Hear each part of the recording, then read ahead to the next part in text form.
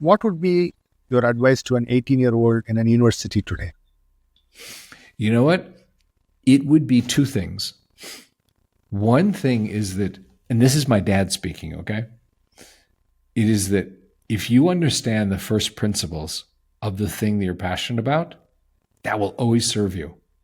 So, now with being a software engineer, developer, there's a lot of vibe coding, right? There's a lot of like, well, let me just I want to have an app clone Airbnb for me, and it clones Airbnb for you, right? Lovable, V0, Bolt, all these things, right? That is great in that it gives you a lot of leverage to magnify your own efforts, so you don't have to go write the whole thing. But fundamentally, you should understand like the framework by which that's done. Maybe it helps magnify your efforts. You don't need a team of 10 people to build something. Maybe you and your partner can do it, right?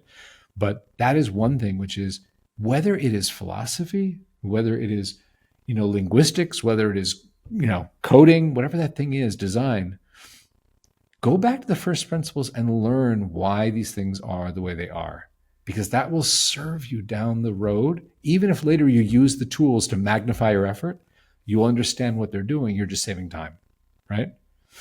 And the second thing I would say is, as it regards the thing everyone's talking about right now, which is understand the different generative AI tools that are available in your area, which for a lot of people, it's LLMs, right? This large language model helps me to write or code or write things, whatever. Whether it is image generation, video generation, like I'll tell you, I was in LA a couple weekends ago and saw a bunch of friends, some of whom are still in film. And it has absolutely reached that point where they're like, most of these screenplays, you look at most of the Marvel movies, they could be written by a computer.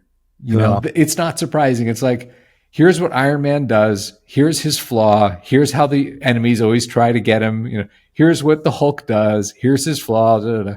Dream up a character that does this thing that annoys them, is going to destroy the world with some unique weapon. And then,